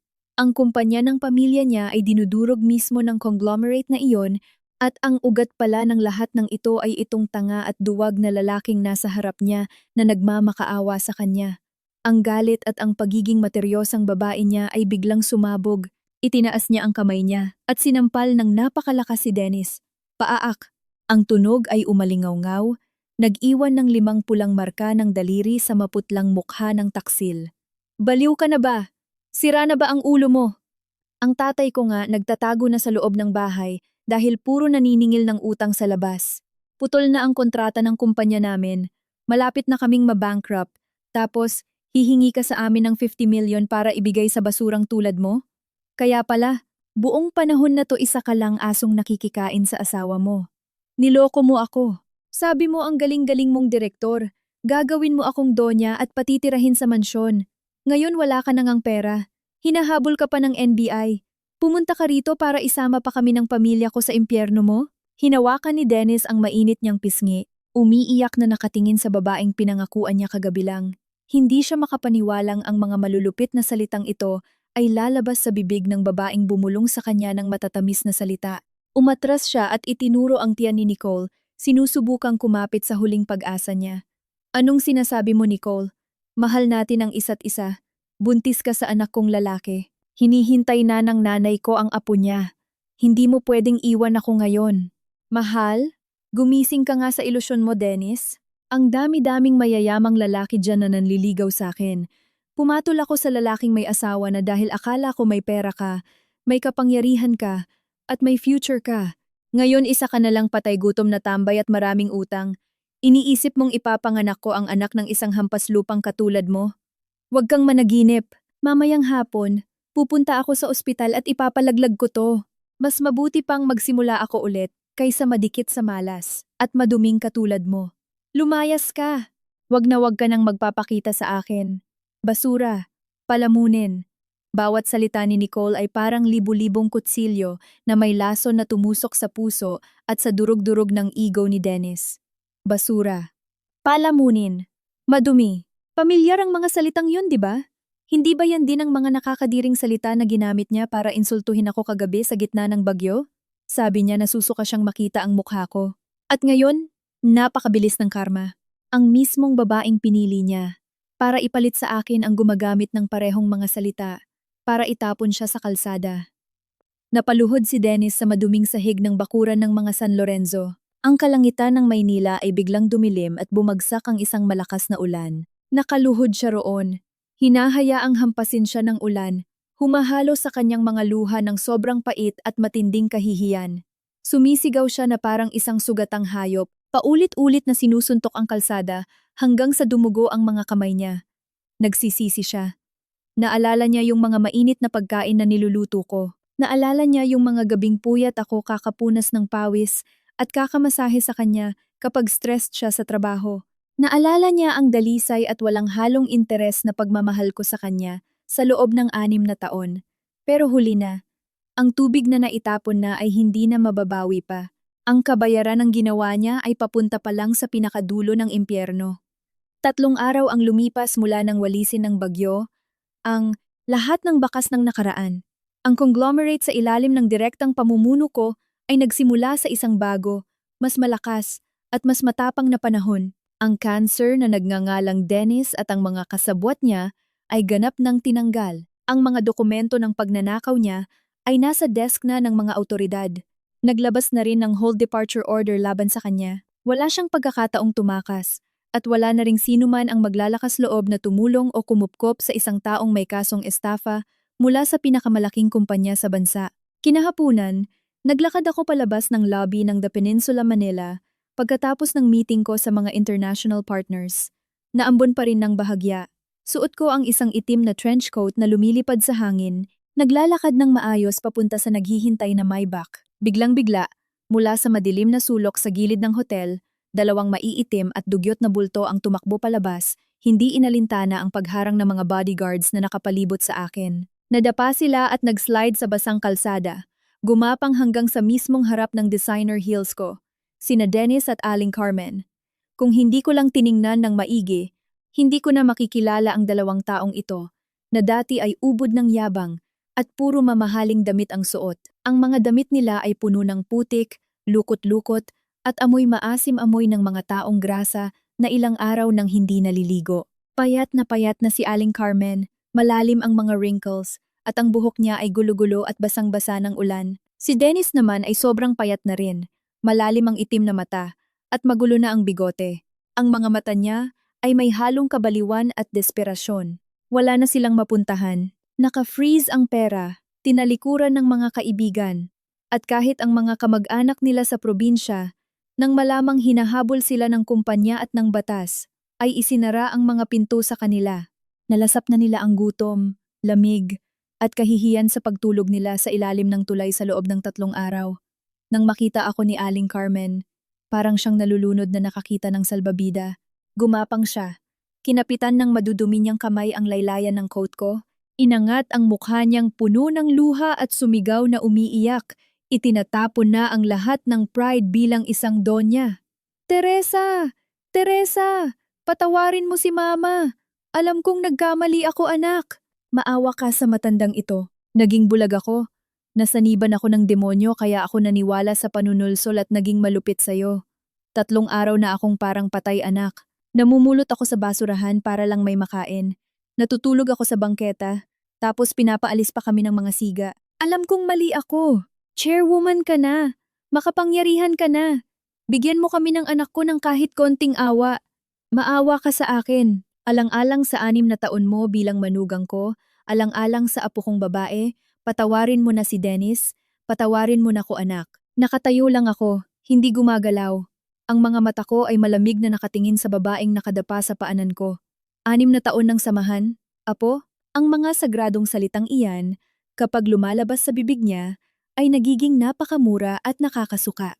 Nung itinapon niya yung sopas na niluto ko sa sahig dahil daw maalat, naisip niya ba yung 6 na taong yon? Nung pinalayas nila kami ng nilalagnat kong anak sa gitna ng bagyo, para lang ipasok ang mayamang senyorita, inisip niya ba yung apo niyang yon?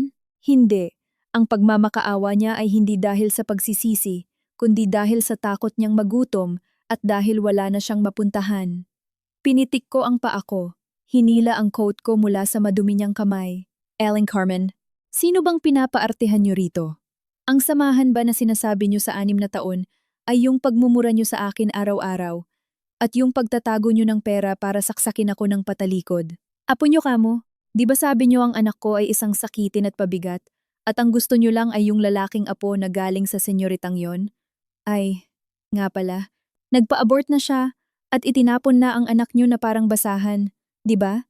Sayang naman, ang bilis ng karma. Hindi niyo man lang na-enjoy ang pagiging biyana ng milyonaryo, tapos ngayon sa ilalim na ng tulay ang tulog niyo. Itago niyo na lang yang luha ng buwaya niyo para sa mas madilim pang mga araw na paparating sa inyo. Nang makita ni Dennis na iniinsulto ko ang nanay niya, hindi man lang siya naglakas loob na ipagtanggol ito. Ang kadwagan niya ay nasa dugo at buto na niya. Gumapang siya sa putik palapit sa akin. Inihampas niya ang noo niya sa semento. Tok! Tok! Tok! Dumugo ang noo niya. Humalo ang dugo sa ulan. Napaka-pathetic tingnan. Teresa! Mali ako. Maling-mali talaga ako. Isa akong gago. Isa akong hayop na walang konsensya. Nakulam ako ni Nicole. Nabulag ako sa kapangyarihan. Parang awa mo na. Kunin mo na lahat ng assets. Magpapakaalipin ako sa'yo buong buhay ko. Pero iurong mo na yung kaso, Teresa.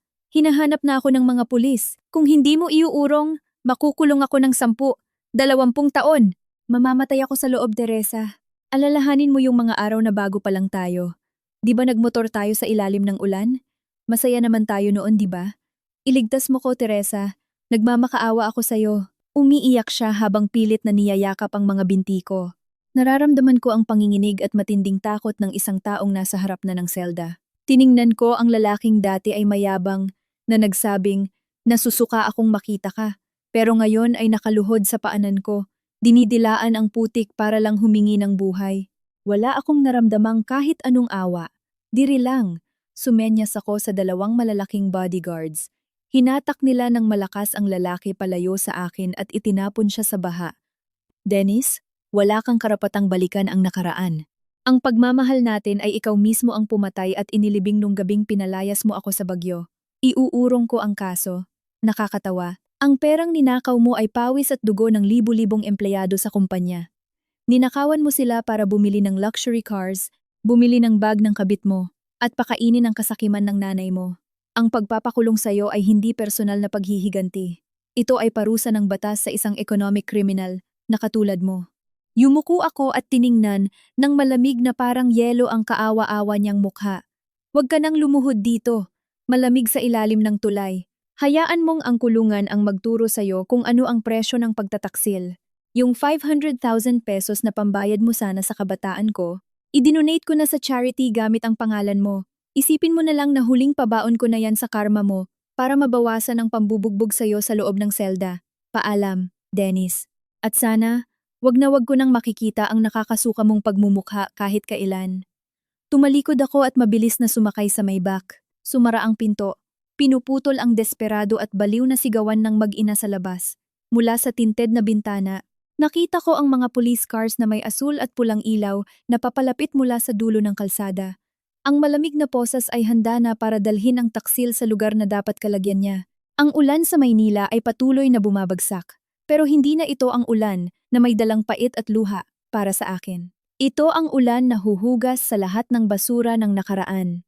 Ibabalik sa akin ang isang buhay na malinis at mapayapa. 6 na buwan ang lumipas.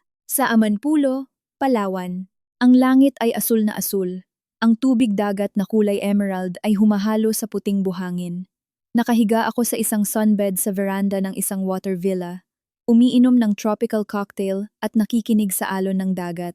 Sa di kalayuan, ang maliit kong anak na babae ay nakasuot ng makulay na dress, tumatawa at naglalaro sa buhangin kasama ng yaya niya. Ang tawa niya ay malinaw at buo. Nawala na ang lahat ng bakas ng pagiging sakitin at matatakutin noong mga araw na inaalipusta pa siya sa bahay ng tatay niya. Siya ngayon ay lumalaki sa perpektong pagmamahal, ligtas na proteksyon, at sa pinakamagandang edukasyong maibibigay ko. Kinuha ko ang tablet at nagbasa ng business news. Ang conglomerate sa ilalim ng pamumuno ko ay nakabasag ng mga bagong record sa profit at nag-expand na rin internationally. Wala nang mga peking reports, wala nang mga ghost companies na nagnanakaw. Ang higanteng makinarya ay gumagana ng perpekto. Napatunayan ko sa buong board of directors at sa mga shareholders na ang anak ng babaeng tumakas at nagpakasal sa mahirap na dating inapi at ininsulto ay may sapat na galing, tapang, at lamig ng utak para isuot ang pinakamakapangyarihang korona ng pamilya. Minsan, sa mga reports ni Attorney Carlos, naririnig ko pa rin ang mga balita tungkol sa mga taong tumapak sa akin. Si Dennis ay nasintensyahan ng 5 taong pagkakakulong sa bilibid dahil sa estafa at falsification of public documents. Balita ko. Napakahirap ng buhay niya sa loob. Palaging binubugbog at inaalila ng mga kapwa presong siga.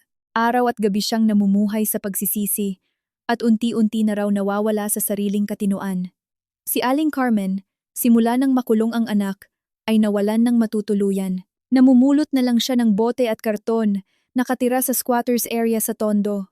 Ang sobrang hirap na pamumuhay at matinding depression ay naging dahilan para magkasakit siya ng malubha.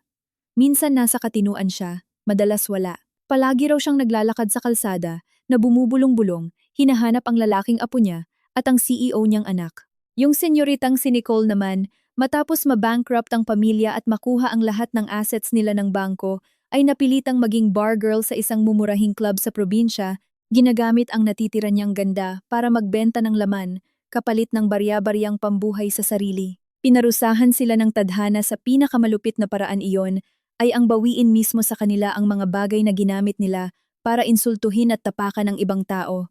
Pera, reputasyon, at pride. Ibinaba ko ang tablet, huminga ng malalim ng hangin sa dagat. Kapag naaalala ko ang 6 na taon na nalunod ako sa dilim at pagtitiis, may natutunan akong isang malalim na aral, isang leksyon na puno ng dugo at luha, na gusto kong itanim sa isip ko habang buhay. Tayong mga babae, ipinanganak tayong may malambot na puso at laging naghahangad na mahalin at protektahan. Handang-handa nating isakripisyo ang ating kabataan, umurong sa likod, at itapon ang sarili nating pride para lang itayo ang karera ng lalaking mahal natin. Inosente tayong naniniwala na ang tahimik na pagsasakripisyong iyon ay masusuklian ng katapatan at tahimik na pamilya. Pero ang buhay ay hindi isang fairy tale, at ang puso ng tao ang pinakamadaling madumihan sa harap ng tukso ng pera at kapangyarihan. Kapag ibinaba mo ang sarili mo bilang isang bato para tuntungan ng ibang tao, huwag kang magreklamo kung bakit wala silang awang tinatapakan ka. Ang unconditional na pagsasakripisyo, ang laging pagtitiis, ay hindi kailanman magiging sandata para mapanatili ang isang walang kwentang lalaki. Ito ay nagiging patabalang para palakihin ang pagiging makasarili at mayabang nila hanggang sa lamunin kanila ng buo.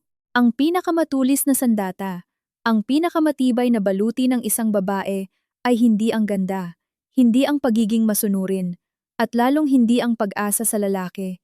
Ito ay ang kalayaan sa pananalapi, financial independence, katalinuhan, at ang lakas na tumayo sa sarili mong mga paa.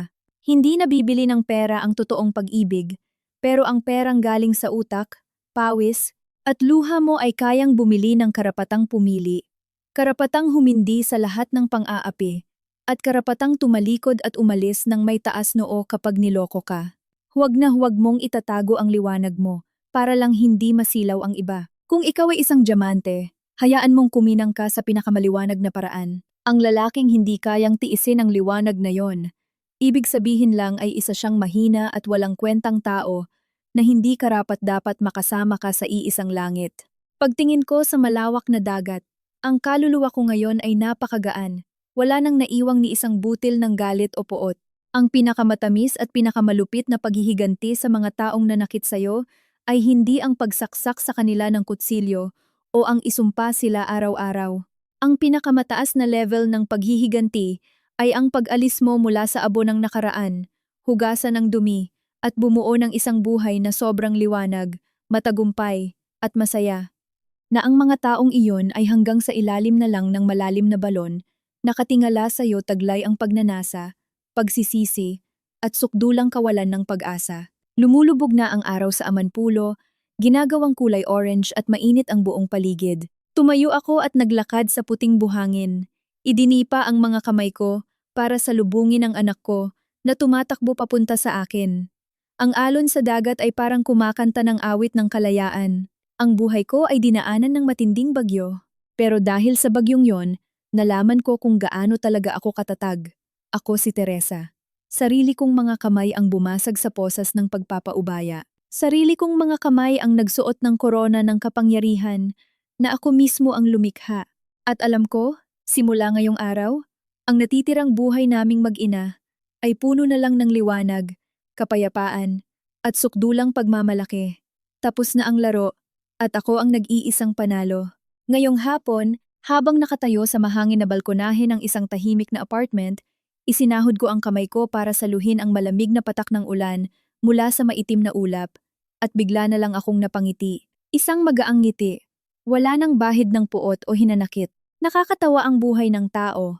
Kailangan mo muna palang dumaan sa mga bagyo, madurog, hanggang sa puntong hindi ka na makahinga, bago mo tunay na mapahalagahan ang halaga ng kapayapaan. Ang 6 na taong nalunod sa isang toxic na pagsasama, nagtiis sa pang-iinsulto at mental abuse mula mismo sa mga taong tinawag kong pamilya. Kapag binabalikan ko ngayon, parang isa na lang mahabang bangungot. Nang magising ako, ang mga sugat na dating dumudugo, ang mga kahihiyang gusto kong ikamatay sa gitna ng gabi, sa huli, ay naging isang malabong peklat na lamang. Ang peklat na iyon ay hindi na sumasakit kapag nagbabago ang panahon. Nandoon na lang siya bilang isang tahimik na medalya, Pruweba na minsan na akong napunit, ngunit ako rin mismo ang nanahi at bumuo muli sa sarili ko ng mas matapang at mas buo. Minsan tinatanong ako ng mga tao, pagkatapos kong bawiin ang lahat at itulak ang taksil na asawa at malupit na biyenan sa pinakailalim na putik ng lipunan, sumaya ba ako? May mga oras na ang sobrang galit ko ay nagparamdam sa akin na ang makita silang nakaluhod sa paanan ko, umiiyak at nagmamakaawa sa matinding kahihiyan, ang pinakamasarap na hustisya. Pero alam nyo, nang makarating ako sa tuktok ng tagumpay at pinanood ang mga taong naghihirap sa abong sila rin ang gumawa, ang naramdaman ko ay hindi baliw na saya, kundi isang napakalalim at walang hanggang katahimikan.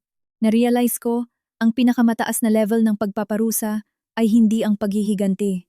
Ito ay ang absolute na pagpapaubaya, letting go. Binitawan ko na, hindi dahil napatawad ko na sila sa kalupitan nila. Binitawan ko sila para palayain ang sarili ko. Ang puso ng isang ina, ang kaluluwa ng isang babae, ay hindi ginawa para maging sementeryo ng mga basurang bagay. Ibinalik ko lang sila sa lugar na dapat nilang kalagyan. Binawi ko ang mga bagay na hindi naman talaga sa kanila, at dahan-dahan akong tumalikod at naglakad palayo ng walang lilingon, walang panghihinayang, at hindi ko hinayaang ang mga anino nila ay dumihan pa kahit isang segundo ang magandang buhay ko. Mula sa kwento ng aking buhay, gusto kong mag-iwan ng mensahe sa mga nakikinig nito, lalo na sa mga kababaihan, mga ate, at mga kapatid na nawawala sa sangandaan ng buhay. Tayong mga babae, sa kulturang Pilipino, tinuruan tayong maging martir, na laging magsakripisyo, at nasa likod lang para maging malakas na suporta ng asawa at anak. Tinuruan tayong magtiis para lang panatilihing buo ang pamilya. Napatayin ang sarili nating liwanag para lang hindi ma-insecure ang mga lalaki. Pero pakiusap, huwag na huwag ninyong isusugal ang buong buhay, kaligayahan, at dignidad ninyo sa kamay ng ibang tao, kahit pa siya ang taong pinakamahal ninyo. Ang pag-ibig ay nagbabago ng kulay, at ang puso ng tao ay ang pinakamahirap basahin sa mundong ito. Kapag ibinigay mo ang lahat para sa isang tao, kung swertehin kang makatagpo ng marunong magpahalaga, isa itong biyaya. Pero kung matapat ka sa isang taong walang utang na loob, ang sakripisyo mo ay magiging isang malaking joke. Wag na wag mong iwawala ang sarili mo at ang karera mo dahil lang sa kasal. Ang pinakamagandang sandata mo, ang pinakamatibay na payong mo tuwing bumabagyo, ay hindi ang sumpaan ng mga lalaki, kundi ang pera sa sarili mong bulsa at ang matalas mong isip. Ang pera na galing sa pawis at talino mo ang bibili ng karapatan mong pumili.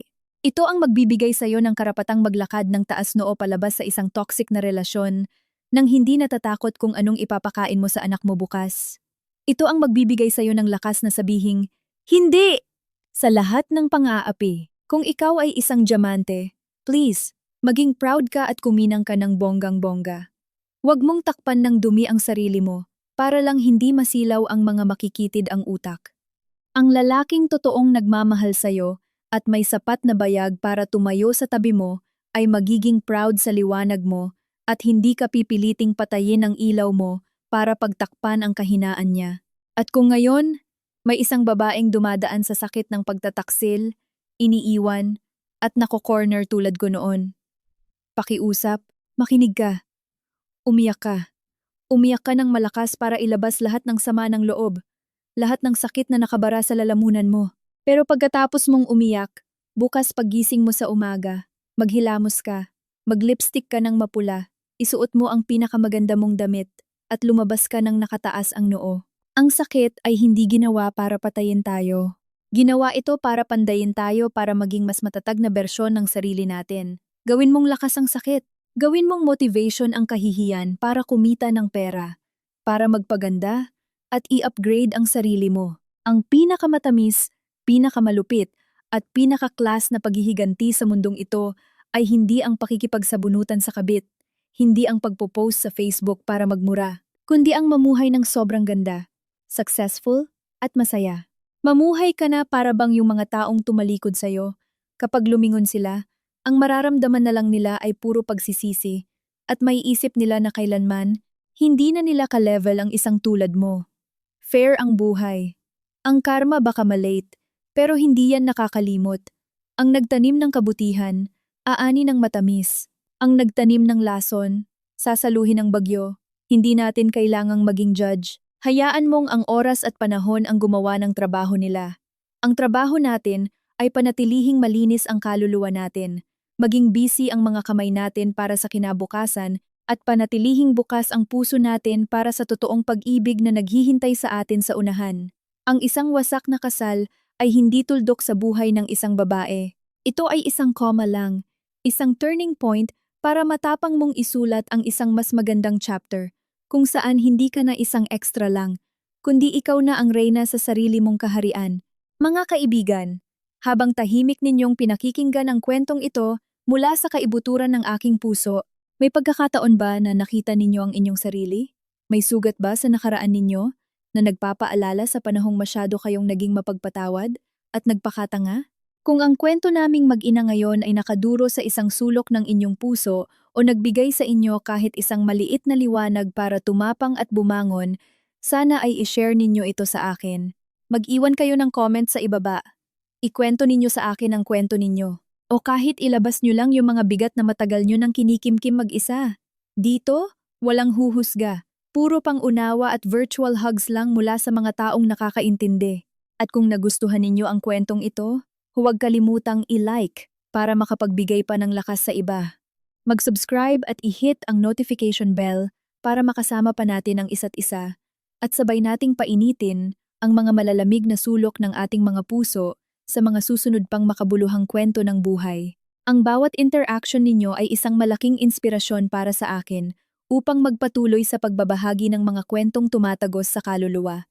Sa labas, wala na ang mga maiitim na ulap. Ang sikat ng araw sa paglubog nito ay pumapasok sa bintana, may dalang nakakaginhawang liwanag ng kapayapaan. Lahat ng bagyo ay lilipas din at papalitan ng magandang araw.